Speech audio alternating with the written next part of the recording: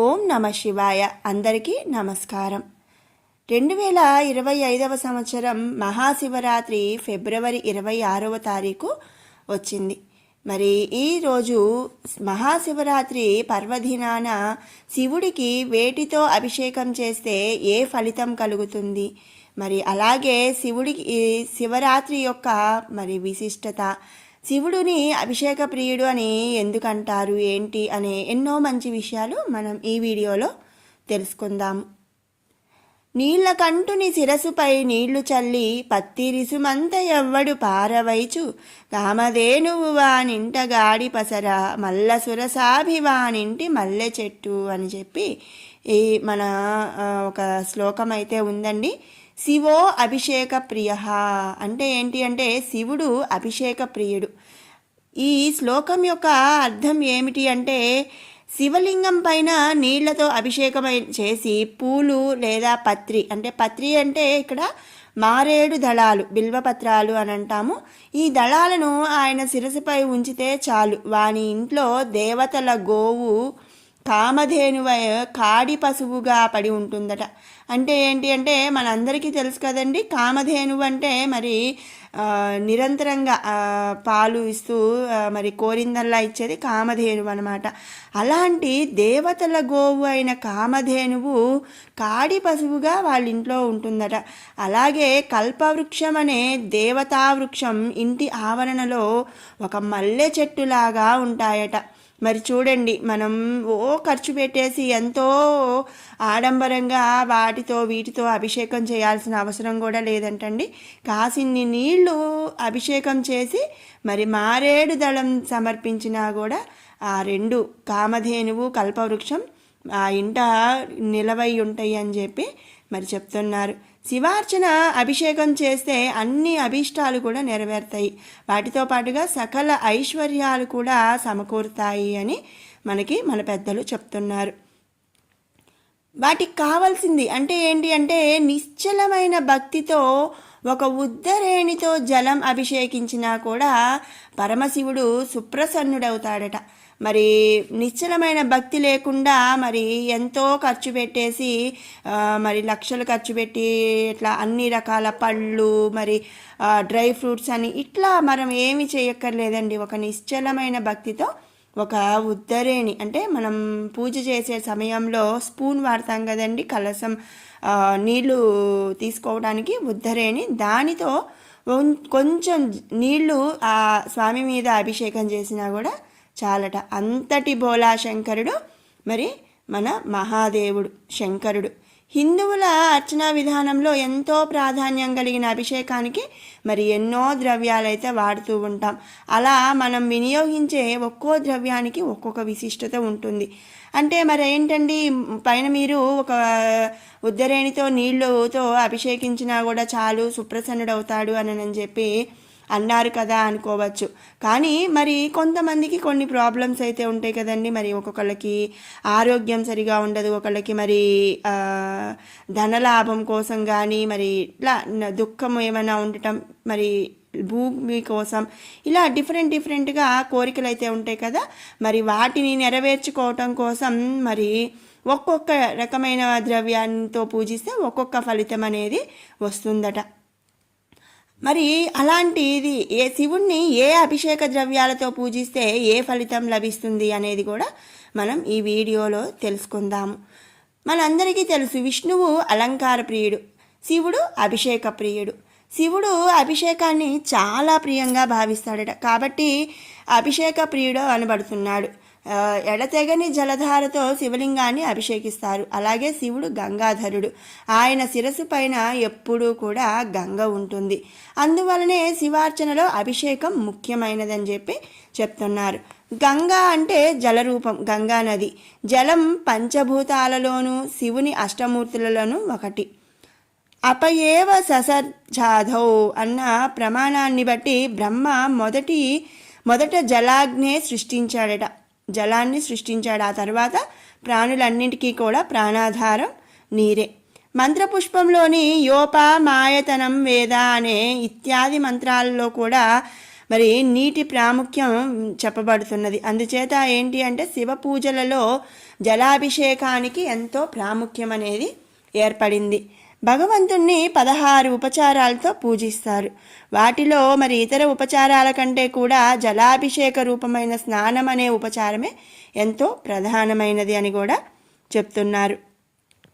ప్రజపాన్ శతరుద్రీయం అభిషేకం సమాచరేత్ అన్న ఈ ప్రమాణాన్ని అనుసరించి శతరుద్రీయం పఠిస్తూ అభిషేకం చేయాలట.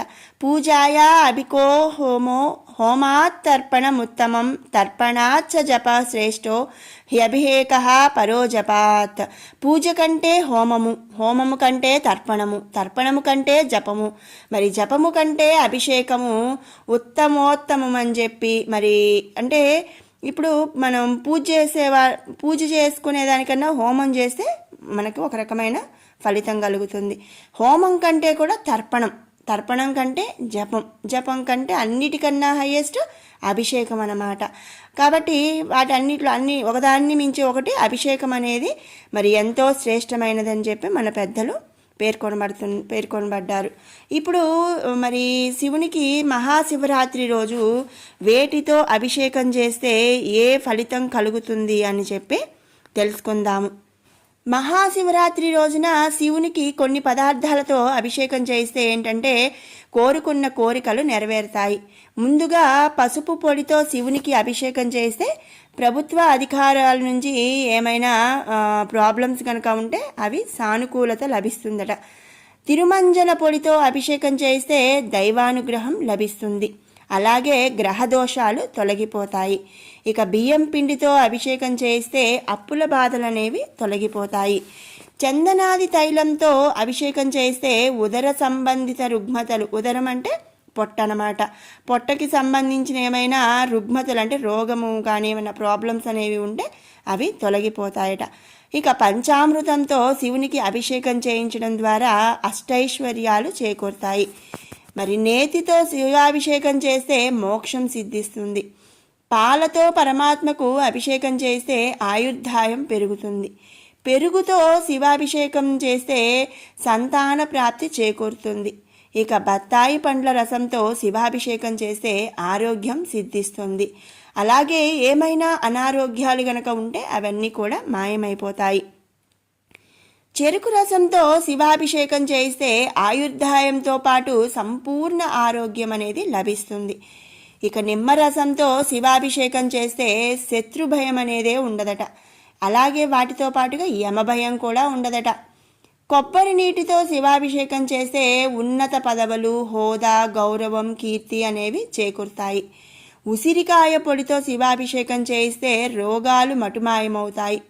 పన్నీరుతో శివాభిషేకం చేస్తే సంతోషకరమైన జీవనం అనేది ప్రాప్తిస్తుంది. చందనంతో శివాభిషేకం చేయటం ద్వారా కీర్తి ప్రతిష్టలు వస్తాయి. అలాగే అన్నాభిషేకం అంటే ఏంటంటే మన వైట్ రైస్ ఉంటుంది కదండి, ఆ వైట్ రైస్ చక్కగా వండేసి దానితో స్వామివారికి గనక అభిషేకం చేస్తే ఈతి బాధలు ఉండవు. అలాగే సకల సంతోషాలు కూడా సిద్ధిస్తాయి. తేనెతో ఈశ్వరునికి అభిషేకం చేస్తే అద్భుతమైన గాత్రం సొంతమవుతుందని ఆధ్యాత్మిక పెద్దలు చెబుతున్నారు. ఇక వాటితో పాటుగా బిల్వపత్రాలు, జిల్లేడు పువ్వులు, గోగు పువ్వులను శివ పూజకు తప్పకుండా సమర్పించాలి. అవి మూడు కూడా శివునికి ఎంతో ప్రీతికరమైన వస్తువులు అన్నమాట. కాబట్టి బిల్వపత్రాలు, జిల్లేడు పువ్వులు, గోగు పువ్వులు అనేవి శివుడికి తప్పనిసరిగా సమర్పించాలి. ప్రతి ప్రదోషానికి కూడా ఈ పత్రాలను శివాలయానికి చేరవేస్తే పరమశివుడి అనుగ్రహం లభిస్తుందని కూడా మన పెద్దలు చెప్తున్నారు. ఇలా మరి మనకి ఏ కోరిక ఉంటే కనుక ఆ కోరికకు సంబంధించిన విధంగా మనం మహాశివరాత్రి రోజు శివుడికి వీలైతే అభిషేకం చేసుకుంటాం. లేదా మరి వాటితో స్వామివారికి ఏదో ఒక గుడిలో అభిషేకం చేయించడం ద్వారా ఏంటి అంటే మన ఆయా కోరికలు నెరవేరుతాయని చెప్పి మన పెద్దలు చెబుతున్నారు.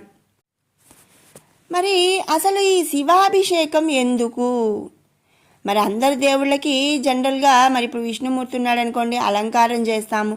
మరి ఏ దేవుడికైనా కూడా అలంకారాలు ఇలా చేస్తాం కదండి. శివుడికి ఎందుకు అభిషేకం అంటే ఇష్టము అని చెప్పి మనం ఇక్కడ ఒక విషయం అనేది ఉందన్నమాట. దాని గురించి మనం ఇప్పుడు తెలుసుకుందాము. విష్ణువు అలంకార ప్రియుడు, కానీ శివుడు అభిషేక ప్రియుడు.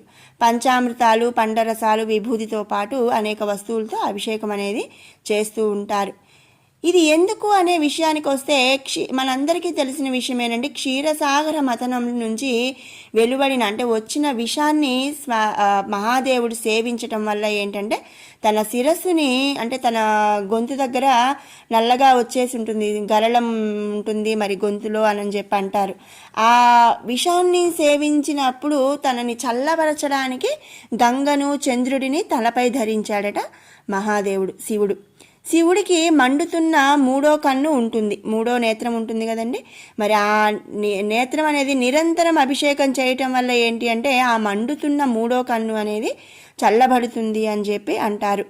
ఇలా ఏంటి అంటే మరి ఆ విషం స్వీకరించినప్పుడు ఆయన్ని చల్లబరచడం కోసం, అలాగే మరి మండుతున్న మూడో కన్ను చల్లబడితే మరి మూడో కన్ను తెరిస్తే మరి ప్రళయం అని చెప్పి అంటారు కదా. మరి కాబట్టి ఏంటి అంటే ఈ మండుతున్న మూడో కన్నుని మరి తన శరీరాన్ని చల్లబరచడం కోసమే ఈ అభిషేకం అనేది శివుడికి ఇష్టము అని చెప్పి చెప్తూ ఉంటారు. ఎన్ని పూజ చేసినా ఎంత చేసినా కూడా శివుడికి అభిషేకం లేకుండా శివారాధన అసంపూర్ణం. శివాభిషేక సమయంలో మరి రుద్రం, పురుష సూక్తం, చమకం, మహామృత్యుంజయ మంత్రం అనేవి నిర్దిష్ట లయక్రమంలో జపిస్తూ ఉంటారనమాట. నమక చమకాలు వీటన్నిటితో మరి శివుడికి అభిషేకం అనేది చేస్తారు. వీటిలో సోమవారం శివుడికి చాలా ఇష్టమైన రోజు కాబట్టి మరి నిత్యంగా చేసుకునే వాళ్ళు ప్రతి సోమవారం కూడా మరి వీలైనంత వరకు మరి అభిషేకం చేయటం కానీ చేయించుకోవటం ఇలా చేస్తే మరి చాలా మంచిది. ఒకవేళ ప్రతిరోజు కుదరని వాళ్ళు మరి మాస శివరాత్రి రోజు, ఆ రోజు కూడా కుదరదు, మరి ప్రతి నెల మాస శివరాత్రి రోజు కుదరదు అనుకున్నప్పుడు మహాశివరాత్రి రోజైనా సరే ఇలా అభిషేకం అనేది చేయటం లేదా చేయించుకోవటం అనేది చాలా మంచి విషయం అన్నమాట. ఇక కొంతమందికి మరి డౌట్ వస్తుందండి, ఇంట్లోనే అభిషేకం చేసుకోవచ్చా అని. చేసుకోవచ్చండి. మరి కాకపోతే ఏంటి అంటే ఇంట్లో శివలింగం ఉంటే కనుక ప్రతిరోజు అభిషేకం చేయాలి, మరి ముట్టు అంటూ ఇలాంటివి ఏవి కలపకూడదు అనే నియమాలు అనేవి ఉంటాయి. కాబట్టి మ్యాక్సిమం శివుడికి గుడికి వెళ్ళి అభిషేకం చేసుకోవటం మంచిదనమాట.